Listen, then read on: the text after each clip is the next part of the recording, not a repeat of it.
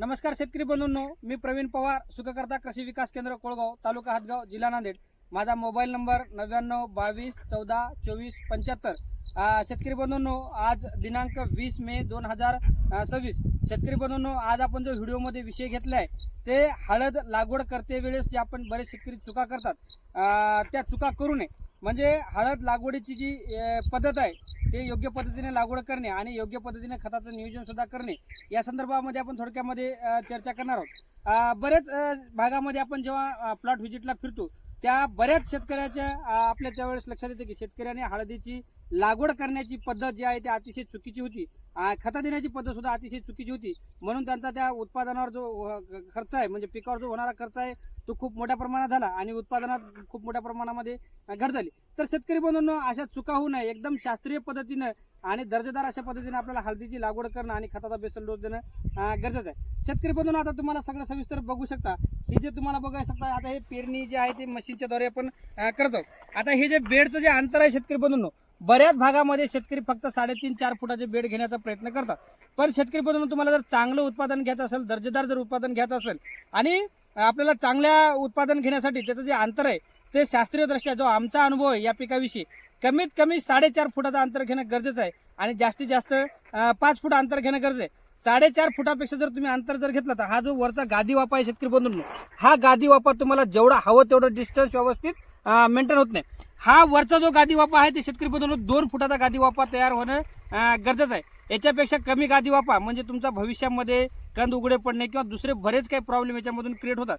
आणि की दुसरी गोष्ट शेतकरी बंधूंनो, हे तुमच्या बेडची जी उंची आहे, आता हे बरेच शेतकऱ्याची जे बेडांची उंची आहे ते जवळपास हाय नाही तेवढी माती, ज्यांना जेवढे बेड उंच करता येतील एवढे बेड उंच घेतात. पण एक लक्षात घ्या शेतकरी बंधूंनो, तुम्ही सुरुवातीच्या काळामध्ये बेडची उंची अतिशय कमी प्रमाणात ठेवा. म्हणजे 6 ते 8 इंचापेक्षा जास्त बेड उंचीला येणार नाहीत, याची काळजी घ्या. दुसरी गोष्ट, याच्यानंतर बेडच्या उंचीच्या नंतरचा जो विषय आहे शेतकरी बंधूंनो, आता याच्यामध्ये दोन जे रो चालू आहेत, म्हणजे आपण ज्याला लाईन म्हणतो, एका बेडवर आपण 2 लाईनी घेतो. या 2 बेडचं जे अंतर आहे लाईनीमधलं डिस्टन्स हे 1 फुटाचं असणं गरजेचं आहे. 1 फुटापेक्षा कमी घेऊ नका, 1 फुटापेक्षा जास्त घेऊ नका. शेतकरी बंधूंनो, ही जे रो आहे या साईडची आणि या साईडची रो, याच्यानंतर तुम्हाला इकडल्या साईडकडून एक 4 ते 6 इंच जागा आणि या रोच्या नंतर इकडे 4 ते 6 इंच जागा असणं गरजेचं आहे. एवढं डिस्टन्स मेंटेन करण्यासाठी तुम्हाला 4.5 ते 5 फुटाचं अंतर घेणं गरजेचं आहे. शेतकरी बंधूंनो, हळद पीक व्यवस्थापनामध्ये अंतर हे खूप अतिशय महत्त्वाची गोष्ट आहे आणि तुम्ही या गोष्टीला मेंटेन करा. आता बरेच शेतकरी हळद पिकाची पेरणी करते वेळेस हळदीची जी शेंग आहे, आपलं जे बियाणं आहे ते खूप खोल घालतात. त्यांचं असं म्हणणं आहे की हळदीला भर देणं खूप गरजेचं आहे. शेतकरी बंधूंनो, हळद पीक जर तुम्ही जास्त खोल घातले तर तुमचं होणारं नुकसान कोणीही टाळू शकत नाही. तुम्ही कितीही खर्च केला तर त्याच्यातून दर्जेदार उत्पादन घेऊ शकत नाही, ही तितकीच महत्त्वाची गोष्ट आहे. आता आपण जे पेरणी चालू आहे हे कोरड्याला चालू आहे, म्हणजे याला कुठल्या प्रकारची जमीन भिजवलेली नाही, काहीच नाही. आता ही जर तुम्ही जे आता जे शेंग टाकतायत, म्हणजे बियाणं टाकतायत, हे 4 इंचच फक्त खोल घाला, म्हणजे 4 बोटं खाली गेले पाहिजे.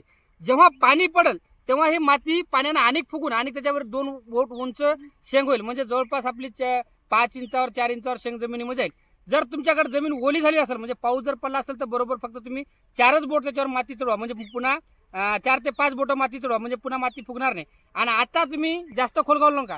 आता जर शेंग तुम्ही जास्त खोल घातली त्याच्यावर आता जरी आपल्याला थोडी वर शेंग दिसली तर हे पाण्यानं माती फुगल्याच्या नंतर ते अति प्रमाणामध्ये माती वर येते आणि आपलं खूप मोठ्या प्रमाणामध्ये नुकसान होते.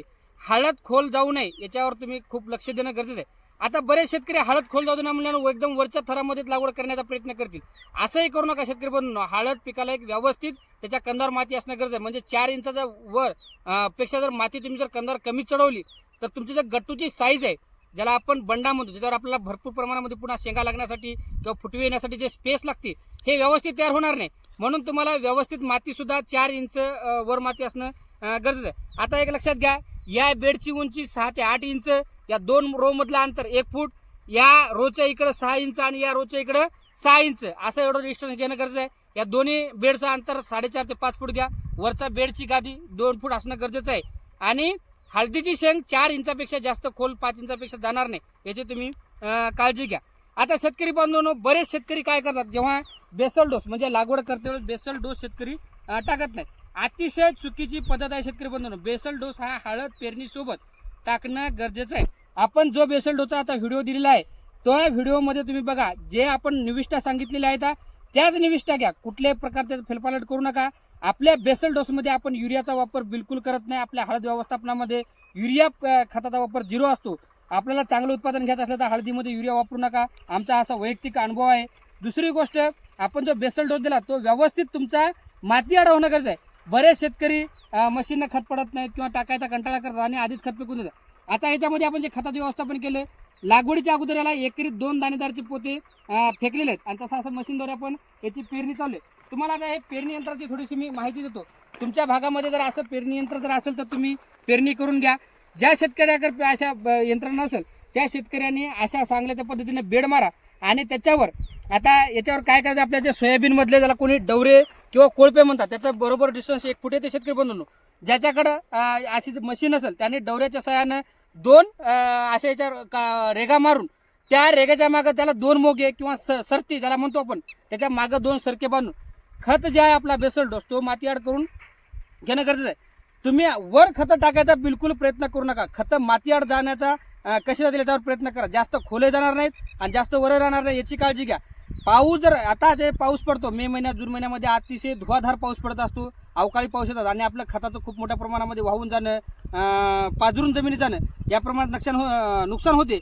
म्हणजे आपण दिलेले खतं योग्य पद्धतीने व्यवस्थापन करण्यासाठी ते योग्य पद्धतीने जमिनीत जाणं सुद्धा गरजेचं आहे. नाहीतर तुम्ही किती रुपयाचा बेसल डोस टाकला आणि किती खर्च केला याला काहीही महत्त्व नाही. त्याच्यामुळं ज्याकडे अशी यंत्रणा असेल त्याने बेड पाडून डवऱ्याच्या सहाय्याने त्याला 2 सरते बांधून त्याच्या मागं ते खताचा बेसल डोस तुम्ही जमिनीत व्यवस्थित पेरून घ्या. आता शेतकरी बंधूंनो, आपण थोडी मशीनविषयी तुम्हाला थोडक्यात माहिती देतो. ही ऑटोमॅटिकची यंत्रणा आहे शेतकरी बंधूंनो. काळानुसार माणसाचे अभाव असल्यामुळे, मजुराची अभाव असल्यामुळे आपण थोडकी माहिती देतो. तुम्हाला सांगतो हे शेतकरी बंधूंनो, आता हे दर्जेदार असं बियाणं आपण इथं या हळदीचं घेतलंय. हे बघा शेतकरी बंधूंनो, याच्यामधून याचे अंकुरण वगैरे सुरू झाले. एक समान असं निवडलेलं हे बियाणं आहे. आता हे एका पट्ट्यावर 2-2-2-2 म्हणजे ही जे लाईन आहे शेतकरी बंधूंनो, ही आणि या दोघांच्या लाईन मध्ये जो डिस्टन्स येईल तेव्हा बरोबर 1 फुटावर खालून हे बियाणं खाली जमिनीतून याचं दाखवतो तुम्हाला मी ते हे केलंय.